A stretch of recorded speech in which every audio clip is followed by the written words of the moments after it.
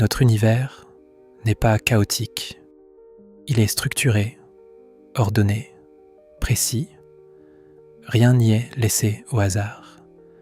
S'il existe tel que nous le connaissons, c'est parce qu'il est régi par des lois, des règles qui maintiennent l'équilibre du monde et rendent la vie possible. Certaines de ces lois sont visibles. Elles gouvernent la matière, le mouvement, le temps. Elles sont étudiées, mesurées, prouvées. Mais il existe un autre niveau, un niveau plus subtil, invisible à l'œil nu, mais perceptible à ceux qui observent attentivement. Le domaine du spirituel, de l'inconscient, des forces silencieuses qui influencent nos pensées, nos actions et peut-être même notre destinée. Ces principes, nous les appelons communément les lois de l'univers. Dans cette série, nous allons explorer ces lois une par une, les comprendre, les décoder et révéler ce que peu de personnes osent réellement regarder.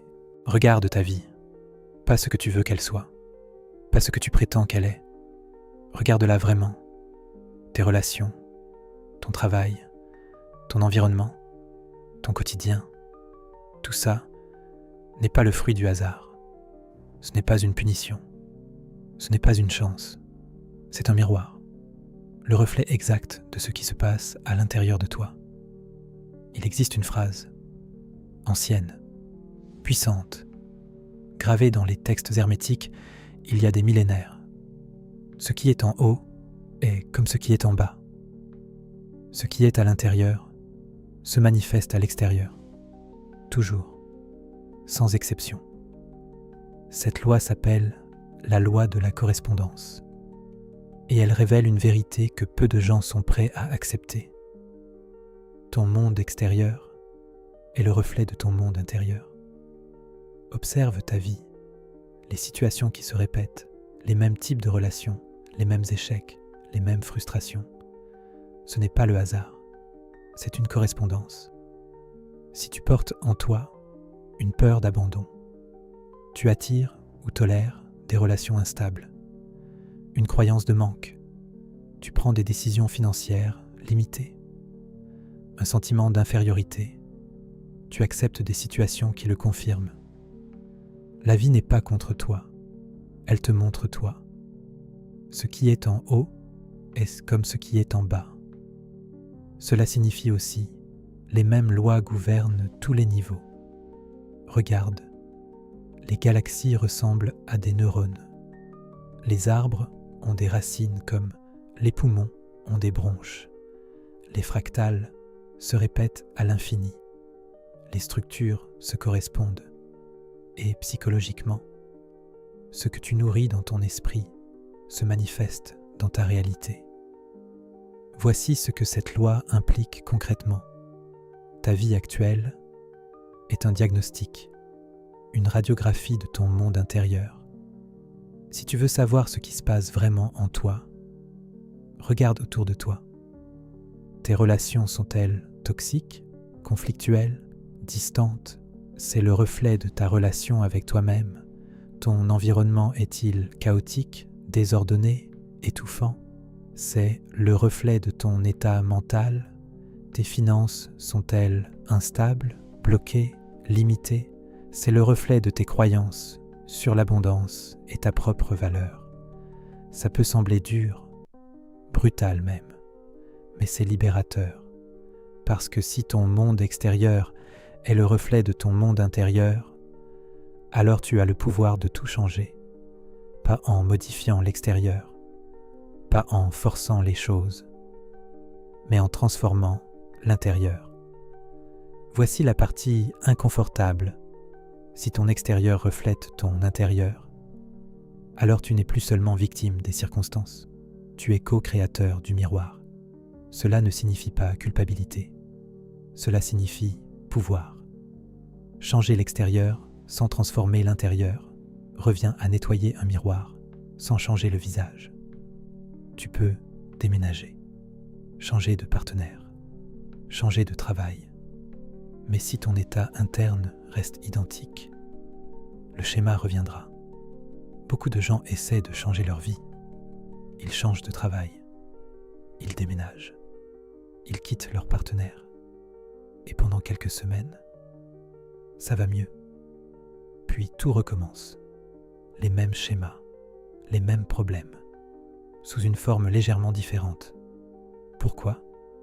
Parce qu'ils ont changé le décor, mais pas le programmateur. Ils ont modifié l'extérieur, mais pas l'intérieur. Et l'intérieur finit toujours par se refléter à nouveau. C'est comme nettoyer un miroir sale pour que ton reflet soit plus beau. Ça ne marche pas. Le problème n'est pas le miroir, c'est ce qui est reflété. Si tu veux changer ton monde extérieur, change ton monde intérieur. C'est la seule façon durable. Regarde ton environnement physique, ta chambre, ton bureau, ta voiture. Est-ce ordonné ou chaotique ? Ne mens pas, sois honnête, parce que ton espace extérieur reflète ton espace mental. Un esprit confus crée un environnement confus. Un esprit apaisé crée un environnement harmonieux. Ce n'est pas une coïncidence si après une période de stress intense, ton espace devient désorganisé, ni une coïncidence si en rangeant ton environnement, tu te sens mentalement plus clair. Parce que l'un influence l'autre, en permanence, dans les deux sens. Changer ton extérieur peut aider ton intérieur. Mais si tu ne changes que l'extérieur, le désordre revient, parce que la source n'a pas été traitée. Maintenant, la vraie question. Comment utiliser cette loi pour transformer ta vie ? Premièrement, observe sans juger. Regarde ta vie comme un miroir, pas pour te culpabiliser, mais pour comprendre. Qu'est-ce qu'elle te montre sur toi-même ? Deuxièmement, identifie les schémas récurrents, les mêmes problèmes qui reviennent encore et encore. Ce sont des messages, des invitations à regarder en toi. Troisièmement, travaille sur la racine, pas sur le symptôme. Si tu veux changer tes relations, travaille sur ta relation avec toi-même. Si tu veux changer tes finances, travaille sur tes croyances d'abondance. Quatrièmement, utilise l'extérieur comme feedback. Chaque fois que quelque chose ne va pas à l'extérieur, pose-toi la question. Qu'est-ce que ça révèle de mon état intérieur, de mes croyances, de mes peurs ? Cinquièmement, commence petit, mais commence. Change ton environnement physique. Range, nettoie, simplifie. C'est un premier pas, un signal envoyé à ton inconscient que tu es prêt pour l'ordre, pour la clarté. Cette loi n'est pas une condamnation, c'est une clé. La clé pour reprendre le contrôle de ta vie, pas en forçant l'extérieur, mais en transformant l'intérieur. Nous passons notre vie à essayer de changer ce qui est dehors, le travail, les gens, les circonstances. Mais tant que l'intérieur reste inchangé, l'extérieur finit toujours par revenir au même point, parce que la loi de la correspondance ne dort jamais. Elle reflète, toujours, fidèlement. Ce que tu portes en toi se manifeste autour de toi. Tes croyances deviennent ta réalité. Tes pensées façonnent ton monde. Ton état intérieur détermine ton expérience extérieure. C'est pour ça que changer ta vie ne commence jamais par l'extérieur. Ça commence par toi, par ce que tu crois, par ce que tu ressens, par ce que tu vibres. Change ça, et tout le reste suivra, parce que ce qui est en haut est comme ce qui est en bas.